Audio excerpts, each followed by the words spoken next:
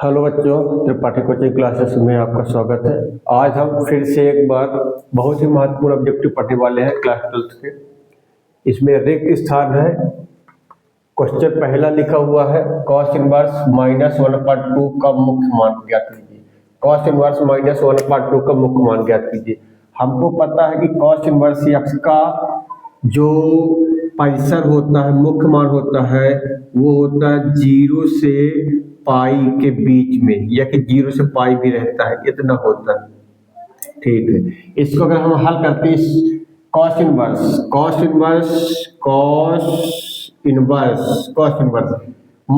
Minus लगा हुआ है 1/2 किसका मान होता है? 1/2 किसका मान होता है? कॉस में 1/2 होता है कॉस 60 डिग्री का। कॉस 60 डिग्री का मतलब कॉस पाई, ये मान होता है कॉस पाई बाई 3 का मान होता है। कॉस पाई बाई 3 का मान होता है।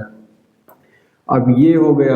इसके बाद हमको पता है कि कॉस माइनस थीटा क्या होता है? कॉस 180 बाई थीटा बराबर cos minus theta. Cos minus theta को माइनस कॉस थीटा को कॉस थीटा बदलना है, ताकि हमारा एक फार्मूला ही होता है कॉस इनवर्स कॉस एक्स बराबर एक्स होता है। तो कॉस इनवर्स कॉस एक्स बराबर एक्स आ जाए, तो यह cos inverse minus cos x है, माइनस हटाना किसी तरह। तो माइनस में देखते हैं कॉस कहाँ कहाँ होता है। कॉस देखते हैं, कॉस दूसरे चतुर्थांश में माइनस में होता है और तीसरे में होता है। तो दूसरे में होता है 180 माइनस करते हैं, 180 माइनस थीटा कर देंगे, कॉस 180 माइनस थीटा कर देंगे तो माइनस कॉस थीटा। तो माइनस कॉस थीटा को कॉस 180 माइनस थीटा कर सकते हैं। ये हो जाएगा कॉस इनवर्स कॉस 180 मतलब पाई माइनस थीटा मतलब दिया हुआ पाई बाई 3, ये कर दिए। ठीक है, फिर यहाँ हो जाएगा कॉस इनवर्स कॉस 3 पाई में 1 पाई घटा दे 2 पाई बटे 3 हो जाएगा। अब देखते हैं ये फार्मूला लगने वाला कि नहीं। पहले इसके पहले रेंज हमको देखना है। इसका रेंज कहाँ से? 0 से पाई के बीच में है। 0 से अधिक हो, पाई से कम हो, यानी पाई तक हो। तो हम 3 का भाग करेंगे 2 में तो कितना हो जाएगा? 0 कुछ पाई हो जाएगा, मतलब 1 से ज्यादा पाई, 0 से ज्यादा पाई है और 0 से अधिक मान है और 1 से कम है। 0 से अधिक और 1 से कम है, तो ये इसका सही रेंज में आएगा। तो कॉस इनवर्स कॉस एक्स बराबर एक्स कर देंगे, ये आ जाएगा हमारा यक्स आ जाएगा, मतलब यक्स का आ जाएगा 2 पाई बाई 3 हो जाएगा। यहाँ आ जाएगा, इसका आंसर आ जाएगा 2 पाई बाई 3, 2 पाई बाई 3 हो जाएगा, इसका आंसर आ जाएगा। यहाँ पास ये जरूर ध्यान देना कि हमको कॉस इनवर्स एक्स का रेंज कहाँ से कहाँ तक होता है? 0 से पाई या कि इसके बराबर होता है, ये याद कर लेना है। और कॉस इनवर्स कॉस एक्स बराबर एक्स होता है। इधर साइन एक्स बराबर एक्स होता है। टेन एक्स बराबर एक्स भी होता है, ये भी याद कर लेना है। और अगर कॉस का रेंज देखा जाए, साइन का रेंज देखा जाए, तो साइन का रेंज होता है -पाई/2 से पाई/2 तक होता है, ये भी याद कर लेना है। इनके बीच में भी होता है। ये तो बहुत ही इंपॉर्टेंट है। साइन का कॉस का रेंज आता ही आता है, वैसे इनको याद कर लेना, ये फार्मूला भी याद कर लेना है। कॉस इनवर्स कॉस एक्स बराबर एक्स, इसी तरह साइन एक्स बराबर भी एक्स होता है। इस तरह ये भी कर सकते हैं, इसको भी कॉस और कॉस इनवर्स एक्स बराबर भी एक्स होता है। चाहे कॉस पहले हो, इनवर्स बाद में, इनवर्स पहले हो, कॉस बाद में, उसी तरह होती है। इसी तरह साइन में भी होता है। इनको सब याद कर लेना अच्छी तरह से। यही तरह क्वेश्चन नंबर दूसरा देखते हैं। क्वेश्चन नंबर दूसरा लिखा है एक्स के सापेक्ष sin 3x का अवकलन। sin 3x का होता है cos 3x, sin 3x का cos 3x होगा। फिर 3x के करेंगे तो 3 आ जाएगा, 3 यहाँ कर देंगे 3 cos 3x। यदि cos 3x का बोलता है तो cos 3x का माइनस sin 3x होता है, cos 3x minus sin 3x। फिर 3 आ जाता है, 3 -3 sin 3x, ऐसे कर सकते थे। लेकिन यहाँ बोल रहा है sin 3x, तो sin 3x का 3 cos 3x हो जाएगा। sin 3x का 3 cos 3x हो जाएगा, 3 cos 3x हो जाएगा। ये तीसरा क्वेश्चन दिया, एक वृत्त की त्रिज्या r बराबर 2 सेंटीमीटर दिया है। आर के सापेक्ष क्षेत्रफल में परिवर्तन कर, वृत्त के क्षेत्रफल में परिवर्तन कर। पहले वृत्त का क्षेत्रफल पता होना चाहिए, सूत्र याद कर ले। वृत्त का क्षेत्रफल होता है, वृत्त का क्षेत्रफल होता है पाई आर स्क्वायर, वृत्त का क्षेत्रफल होता है पाई आर स्क्वायर। इसमें त्रिज्या के सापेक्ष करेंगे तो घात सामने आ जाएगी, 2 पाई और घात 1 कम हो जाएगी आर, 2 पाई आर हो जाएगी। त्रिज्या के सापेक्ष करेंगे तो उसका हो जाएगा 2 पाई आर का मान 2 रख दिया, 2 दूनी 4 हो जाएगा, 4 पाई हो जाएगा, 4 पाई। इसका मात्रक भी लिखना जरूरी है, किसके सापेक्ष की? त्रिज्या के सापेक्ष। त्रिज्या कितनी है? कहीं में सेंटीमीटर में, किसका की है? क्षेत्रफल। क्षेत्रफल कहीं में होता है सेंटीमीटर स्क्वायर में होता है, तो इसको हम लिख सकते हैं 4 पाई सेंटीमीटर स्क्वायर प्रति सेंटीमीटर। जिसके सापेक्ष करते हैं उसको बटे में करते हैं, जिसका करते हैं वो ऊपर रहता है। क्षेत्रफल का किए तो सेंटीमीटर स्क्वायर ऊपर है, त्रिज्या के सापेक्ष किए त्रिज्या सेंटीमीटर में तो उसको नीचे कर दिए। यही तरह रेखा आर सदिश आर बराबर 2i plus 3j minus 5k plus lambda i plus j minus k बिंदु से ऊपर जाता है। बिंदु से हमको पता है किसी भी रेखा का सदिश समीकरण होता है, सदिश आर बराबर सदिश ए प्लस लैम्डा सदिश बी के रूप में होता है। जहां पर सदिश आर बराबर ए के जो सदिश ए होता है, तो सदिश ए होता है यक्स आई प्लस वाई जे प्लस जेड के ये होता है प्लस लैम्डा। सदिश बी क्या होता है? सदिश बी होता है A I plus J B plus B J plus C K. जहां ए बी सी क्या होते हैं? दिक् अनुपात होते हैं, और यक्स वाई जेड होते हैं बिंदु होते हैं। तो यहाँ यक्स वाई जेड बिंदु हो गई, यक्स वाई जेड बिंदु हो गए। तो ये किधर है? ये यहाँ है। यक्स आई का गुणांक, वाई जे का गुणांक, जेड के गुणांक। तो यहाँ 2 3 माइनस 5 बिंदु 2 3 माइनस 5 से होकर जाएगा, गुजरेगा। इसको भी याद कर ले, सदिश किसी रेखा के सदिश समीकरण ये होता है, इसको इस तरह भी लिख सकते हैं। इसके बाद अगला क्वेश्चन लिखा है सदिश ए बराबर आई प्लस जे प्लस 2k है। तो सदिश ए का परिमाण, किसी का परिमाण निकालना तो अंडर के अंदर उसके आई के गुणांक का स्क्वायर प्लस जे के गुणांक का स्क्वायर प्लस के गुणांक का स्क्वायर। आई का गुणांक 1 है, 1 का स्क्वायर 1, जे का गुणांक 1 है, जे का गुणांक 1 है, 1 का स्क्वायर 1, और k का गुणांक 2 है, 2 दूनी 4, तो 4 5 6। इसका आ जाएगा अंडर रूट के अंदर 6 आ जाएगा, अंडर रूट के अंदर 6 आ जाएगा। इसी तरह अगला क्वेश्चन देखते हैं, cos inverse cos 7π/6, cos inverse cos 7π/6। यहाँ अब देखते हैं हम, ये लिखा हुआ है cos इनवर्स cos 7π/6 दिया है। तो हम देखते हैं कि ये इसमें cos इनवर्स cos यक्स बराबर यक्स डायरेक्ट लग रहा है कि नहीं लग रहा है। इससे पहले हमको इसका रेंज देखना है, रेंज सही कि नहीं। इसका रेंज क्या होता है? cos इनवर्स का रेंज होता है, अभी हमने बताया 0 से पाई तक में, इसका रेंज होता है 0 से पाई तक में होता है। देखते हैं यहाँ 0 से पाई, ये 6 का वाक करें, 6 कम 6 1 से ज्यादा होता है, मतलब 1 पाई से ज्यादा आएगा, या 1 पाई से ज्यादा नहीं होने चाहिए। तब हम क्या करेंगे, इसको हम किसी तरह बदल देंगे। इसको हम क्या कर सकते हैं, ऐसे बदलना ताकि इसका मान प्लस में ही रहे, माइनस में नहीं होता है cos का मान। तो यहाँ हम कर सकते हैं, अगर हम इसको कर दे कि 180 प्लस थीटा कर दे, 6 7 ऐसे अगर कर दे, 180 प्लस थीटा अगर कर दे, 180 प्लस π/6 कर दे, तो ये द्वितीय चतुर्थांश में आएगा। और द्वितीय चतुर्थांश में cos माइनस में होता है, cos प्लस में कहाँ होता है? प्रथम और चतुर्थ में। तो चतुर्थ में हम यूज करेंगे। यहाँ चतुर्थ में क्या होता है? यहाँ 260 माइनस थीटा, 260 माइनस थीटा, तो 2 पाई में कितना माइनस करें हम? 2 पाई में कितना माइनस करेंगे? 7 बचे।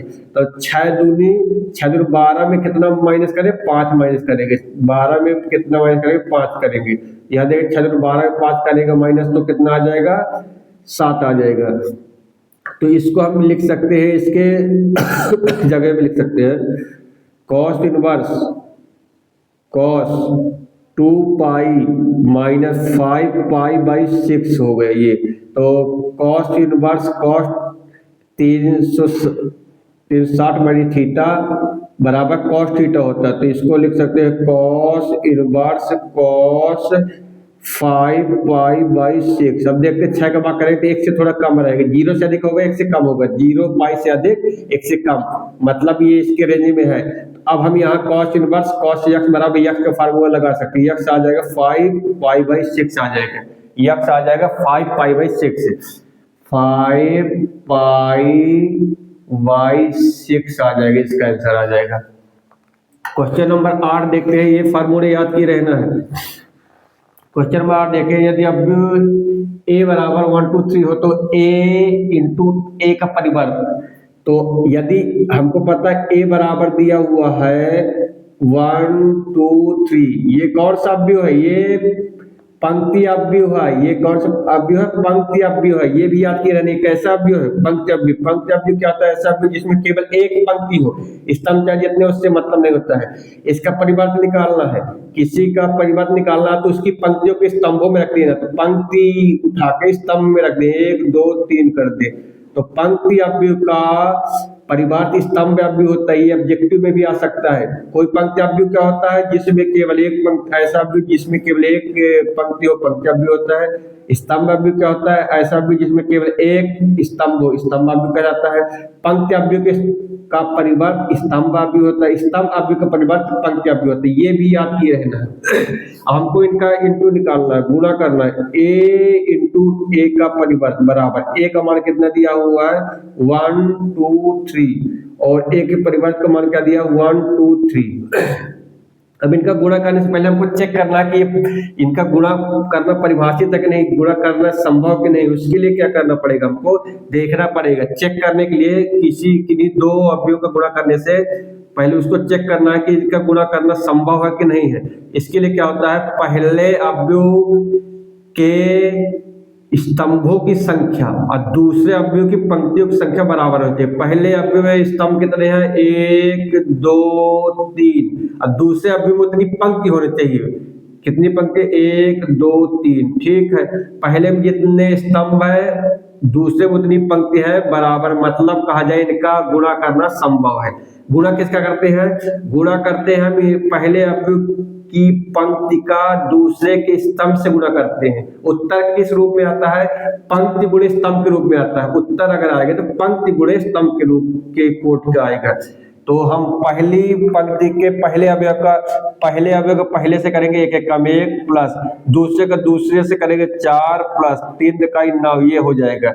ये आगे इसका आंसर आ जाएगा 9 4 13 1 14 आ जाएगा, ये आ जाएगा 14। ये कितने कोटि का 1 इंटू 1 कोटि के, एक पंक्ति एक स्तंभ। देखते हैं इसका आंसर किसमें आना चाहिए, जितनी इसमें पंक्ति, पहले में जितनी पंक्ति होंगी और दूसरे में जितने स्तंभ उतनी कोटि के। इसमें एक पंक्ति एक स्तंभ थे, 1 इंटू 1 कोटि का आ गया, मतलब कि इसका आंसर आ जाएगा 14 आ जाएगा। इसका आंसर आ जाएगा 14 आ जाएगा, इसका आंसर आ जाएगा 14 आ जाएगा। ये सारे जो अलग अलग सवाल इसी में बता दिए जाते हैं, इसको लिख लेना, याद कर लेना, बहुत इंपॉर्टेंट क्वेश्चन है। अगला क्वेश्चन दिया है cos 20 degree sin 20 degree sin 70 degree cos 70 degree. तो इसको हम क्या कर सकते हैं, सारणिक निकालना। सारणिक में क्या होता है, इसके इससे गुणा माइनस इसके इससे गुणा होता है। तो cos 20 degree into cos 20 degree का cos 70 डिग्री से हो जाएगा cos 70 डिग्री माइनस, और फिर sin 20 डिग्री का sin 70 डिग्री से हो जाएगा। तो sin 20 डिग्री और sin 70 डिग्री हो जाएगा। यहाँ पास cos x cos y minus sin x sin y, cos x cos y, ये फार्मूला एक होता है, याद की रहना है। cos x cos y minus sin x sin y होता है cos x plus y, cos x plus y, cos x plus y होता है। इसका होता है cos x प्लस y। यदि यहाँ प्लस होता तो यहाँ माइनस हो जाता है, cos x cos y plus sin x sin y को हो जाता है, यहाँ cos x माइनस y हो जाता है। लेकिन यहाँ cos x cos y minus sin x sin y है, इसलिए cos x प्लस y हो जाएगा। x प्लस वाई, x 20 है और y कितना 70 है, तो cos 20 70 कितना हो जाएगा 90। cos 90 का मान क्या होता है हमको पता है 90 ये होता है, तो cos का मान y अक्ष पर क्या होता है 0 होता है और sin का मान x अक्ष पर 0 होता है, ध्यान दिए रहना है। तो ये cos 90 का मान 0 आ जाएगा, इसका आंसर आ जाएगा 0 आ जाएगा, इसका आंसर आ जाएगा 0 आ जाएगा। इसी तरह ये फार्मूले याद कर लेना है। अगला क्वेश्चन दिया हुआ है dy अपन dx बराबर x प्लस 1 अपन y दिया हुआ है, तो हम क्या करेंगे y वाले एक तरफ बगैर y वाले x वाले एक तरफ है, तो y की इधर गुणा कर देंगे तो dy y dy हो जाएगा, उधर x का कर देंगे तो x प्लस 1 dx हो जाएगा। दोनों बच्चों का समाकलन कर देंगे, दोनों बच्चों को समाकलन कर देंगे तो y का हो जाएगा y स्क्वायर बटे में 2 आ जाएगा बराबर, इसका x का हो जाएगा x स्क्वायर बटे 2 प्लस 2a, इसका x आ जाएगा, 2 का पक्षांतर करोगे तो y स्क्वायर यहाँ पास प्लस c1 कह सकते हैं, इसको c1 लिख सकते हैं हम, y स्क्वायर बराबर 2 का इससे गुणा करेंगे तो 2 से 2 कर जाएगा x स्क्वायर बचेगा, 2 का इससे करेंगे तो 2x आ जाएगा, 2 का कर देंगे 2c1 आ जाएगा। ठीक है, फिर इसके बाद हम क्या कर सकते हैं, इसका पक्षांतर कर दे, इसका स्क्वायर लगा हुआ तो इसका स्क्वायर को उधर पक्षांतर कर सकते हैं, इसके स्क्वायर को उधर पक्षांतर कर सकते हैं, या कि c1 को इधर ला ले तो y स्क्वायर माइनस 2c1, या कि उधर रहने दो कोई दिक्कत, इतना ही लिख सकते हैं तुम लोग, इतना ही छोड़ा जा सकते, इतना ही छोड़ा जा, या कि इसको लिख सकते c, तो y बराबर अंडर लगा दो, ये x square plus 2x plus c, 2c1 वगैरह सब c हो जाते हैं, तो ये इसका आंसर आ जाएगा, इसका आंसर आ जाएगा y बराबर root of x square plus 2f plus c, इसका आ जाएगा y बराबर under root x square plus 2x plus c हो जाएगा, इसका आंसर ये आ जाएगा, या कि y स्क्वायर बराबर x स्क्वायर पर 2x प्लस c ही कर सकते हो, यहाँ ये c भर कर सकते हो, इसको c लिख सकते हो, इतना ही छोड़ सकते हो, ये भी आंसर सही है इसका। इधर अगला क्वेश्चन देखते हैं, 11वां क्वेश्चन दिया है PE का मान दिया हुआ 0.6 और PE इंटरसेक्शन f का मान दिया 0.2, तो PF बटे E ये साफ प्रतिबंध पे एकता है, PF बटे E, इसका फार्मूला क्या होता है PE इंटरसेक्शन एफ बटे, जो बटे में है PE ये हो जाएगा, जो बटे में होता है उसको नीचे रखना है, दोनों के इंटरसेक्शन ऊपर रखना है, ये साफ प्रतिबंध पे एकता का फार्मूला होता है, इसको भी याद कर लेना है। इसका इंटरसेक्शन का PE इंटरसेक्शन एफ का मान दिया हुआ 0.2, इसका मान दिया 0.2 और इसका PE का मान दिया 0.6 दिया है, दशमलव से दशमलव दोनों के अंक के बाद कट गए और 2 एकम 2 2 3 6, इसका आ जाएगा 1/3 आ जाएगा, 1/3 आ जाएगा, इसका आंसर आ जाएगा 1/3 लिख सकते हैं। अगला क्वेश्चन दिया हुआ है, यदि अभी a बराबर 1 - 1 2 3 हो तो a का स्क्वायर, मतलब a का स्क्वायर को हम कर सकते हैं a इंटू a कर सकते हैं, a का मान कितना दिया हुआ है 1 - 1 2 3 दिया हुआ है, a फिर दूसरे a का मान 1 - 1 2 3 दिया हुआ है, तो हम पहले इसको चेक करेंगे इनका गुणा करना संभव है कि नहीं है, इसके स्तंभों की संख्या इसके पंक्तियों की संख्या बराबर है, 1 2 स्तंभ 1 2 पंक्ति, सही है, इसका गुणा करें, इसकी पंक्ति को इसके स्तंभ से गुणा करेंगे, पंक्ति का स्तंभ से गुणा करेंगे, पंक्ति का हम पंक्ति का गुणा स्तंभ से करेंगे, तो पहली पंक्ति का पहले स्तंभ से करेंगे, तो 1 का 1 से करेंगे और प्लस रहता है प्लस में से माइनस हो जाएगा, 2 का 1 से कर 2 कम 2 हो जाएगा, ठीक है, पहली पंक्ति पहले स्तंभ से, फिर पहली पंक्ति का दूसरे स्तंभ से, 1 1 कम 1 और 3 1 कम 3, ठीक है, इसी तरह फिर दूसरी पंक्ति का पहले स्तंभ से, 2 1 कम 2 और 3 दूनी 6, ठीक है, फिर दूसरी पंक्ति का दूसरे स्तंभ से, तो 2 1 कम 2 और 3 त्रिकाई 9 हो जाएगा। फिर इसके बाद यहाँ हम क्या कर देंगे, घटाएंगे तो यहाँ प्लस माइनस से घटाएंगे फिर बड़ी संख्या माइनस के एक आ जाएगा, यहाँ जुड़ जाएगा 8 आ जाएगी, यहाँ 5 जुड़ जाएगा, माइनस माइनस से जुड़ता है फिर माइनस का आता है 4 आ जाएगा, यहाँ माइनस प्लस से घट जाएगा फिर बड़ी संख्या का आ जाएगा, बड़ी संख्या प्लस की है 7 आ जाएगा। इसका आंसर ये आ जाएगा -1, 8, -4 और 7। इसमें चेक करना कि जितने इसमें पंक्ति रही है, जितने इसमें स्तंभ रहे उतने कोट का है कि नहीं। इसमें पंक्ति 1, 2, इसमें स्तंभ 1, 2, 2 इंटू 2 कोट का, 2 इंटू 2 कोट का है, सही है। इसी तरह के क्वेश्चन बहुत ही इंपॉर्टेंट क्वेश्चन आते ही आते हमेशा, इनको कर लेना अच्छी तरह से।